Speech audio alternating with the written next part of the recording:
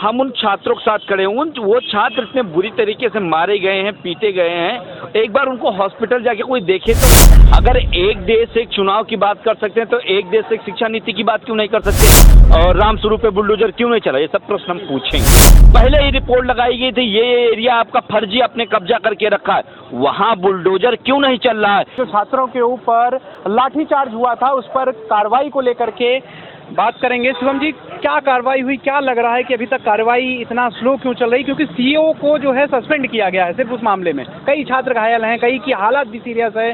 क्या कहेंगे? देखिए, सीईओ को सस्पेंड करना कौन सी कार्रवाई हुई? अगर कहीं पे लाठीचार्ज होता है तो बिना डीएम बिना कप्तान की अनुमति के लाठीचार्ज नहीं होती है। वो डीएम और कप्तान क्यों नहीं हटाए गए हैं? और हम शुरू से यह मांग करते आए हैं कि माननीय मुख्यमंत्री जी ने कहा था कि उत्तर प्रदेश के अंदर से माफिया को हम मिटा देंगे, माफियाओं के यहाँ बुलडोजर चलेगा। रामस्वरूप के ऊपर बुलडोजर कब चलेगा, हम शुरू से प्रश्न करते आए हैं।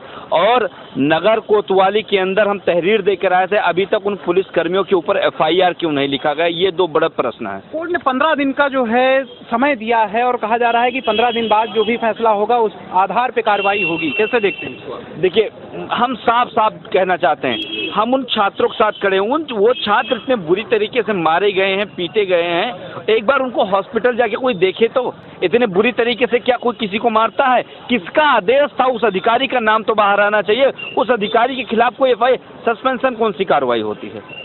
क्या राजा सेफ रहेगा, प्यादों के ऊपर कार्रवाई हो जाएगी? किसके कहने पे लाठी चार्ज हुआ था, ये आना चाहिए। एक सवाल और आ रहा है कि 7 सितंबर को एक छात्र पंचायत होने वाली थी जहां पर वन नेशन वन इलेक्शन के मुद्दे पर मुख्यमंत्री स्वयं आने वाले थे, उसको कैंसिल कर दिया गया है।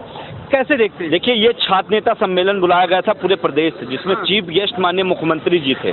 अगर एक देश एक चुनाव की बात कर सकते हैं तो एक देश एक शिक्षा नीति की बात क्यों नहीं कर सकते? और हम लोग जाएंगे अगर कल होगा, और वहाँ जाने कैंसिल हो गया है। कैसे देखते हैं कि ये भी अभी तो हम लोगों को सूचना नहीं मिली है। अच्छा, सूचना नहीं आई है? हाँ, हम जाएंगे और पूछेंगे कि बाराबंकी में जो लाठीचार्ज हुई छात्रों पे, उस पे आपने डीएमएसपी को क्यों नहीं हटाया, और रामस्वरूप पे बुलडोजर क्यों नहीं चला? ये सब प्रश्न हम पूछेंगे। आपको लगता है कि आपके जवाब मिलेंगे? आपके जो सवाल हैं इन पर जवाब दिया जाएगा? बिल्कुल मिलेंगे। हाँ, बिल्कुल मिलेंगे, नहीं तो हम जवाब लेना भी जानते हैं। अखिलेश जी हैं, पूर्व मुख्यमंत्री हैं, वो कह रहे हैं कि ये परिषद बनाम वाहिनी की लड़ाई है। इसको कैसे देखते हैं? नहीं, ये थोड़ी गलत जानकारी हो गई है मीडिया को, मुझे लगता है। ये छात्रों पे लाठीचार्ज हुई है, विषय को आप समझिए। कुछ पूर्व मुख्यमंत्री हैं, कुछ सोच समझ के बोल रहे हैं भाई, हो सकता है। हम कह रहे हैं एक बार सूची चेक कर लें कि उसमें छात्र कितने थे। पहले कोई छात्र होगा संगठन से बाद में जुड़ेगा, कुछ ही संगठन के थे ना वो, उसमें बाकी मेयो हॉस्पिटल में तमाम लोग एडमिट है, केजीएम में एडमिट है। तो उन छात्रों की सूची एक बार, कोई पहले छात्र संगठन का कार्यकर्ता बाद में है। और जब एक देश एक चुनाव हो सकता है तो एक बैनर के तले पूरे छात्र भी आ सकते हैं।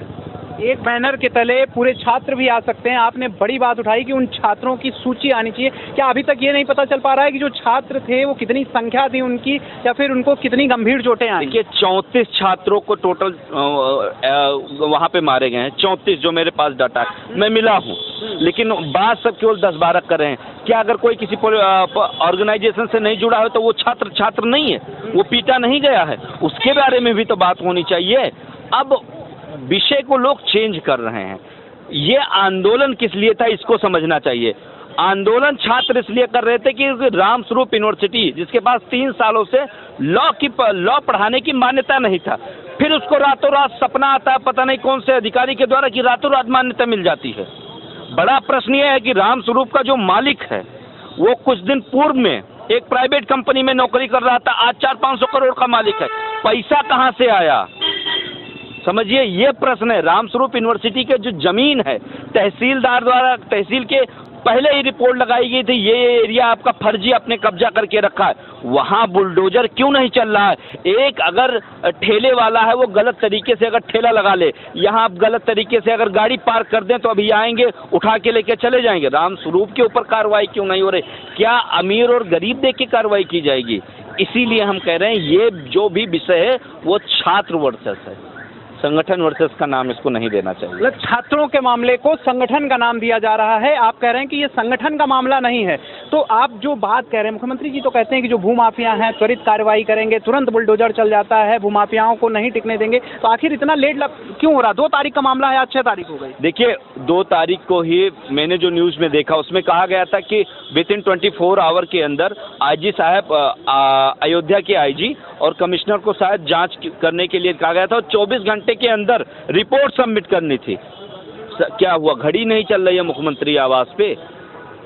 कितने घंटे हो गए, अभी तक कोई कार्रवाई नहीं हुई है। तो ये दुर्भाग्यपूर्ण है कि खुद बताया गया 24 घंटे के अंदर रिपोर्ट सबमिट करनी, बट अभी तक कोई कार्रवाई नहीं हुई। चलिए, तो ये थे हमारे साथ छात्र जो रामस्वरूप मेमोरियल यूनिवर्सिटी में घटना हुई उसको लेकर के जानकारी दे रहे थे कि वहां पर अभी तक 24 घंटे में रिपोर्ट सबमिट करनी थी, लेकिन अभी भी कोई कार्रवाई नहीं हुई है वर्तमान परिस्थिति तक। आगे देखते हैं कि क्या कार्रवाई होती है, क्योंकि जो छात्रों को लेकर के एक बैठक होनी थी वन नेशन वन इलेक्शन को, उसको भी रद्द किया जा चुका है। कहीं ना कहीं जो एबीवीपी बनाम वाहिनी का मुद्दा आ रहा है वो भी सवाल उठा रहे हैं पूर्व मुख्यमंत्री अखिलेश यादव। ये उनका मत है, लेकिन देखने वाली बात होगी कि जो ये बैठक थी, क्या ये भविष्य में बैठक होगी, कब इस मामले को सुलझाया जाएगा और आरोपियों पर कार्रवाई कब करेगी सरकार। वीडियो जर्नलिस्ट सनी के साथ में आलोक, #भारत न्यूज़, लखनऊ।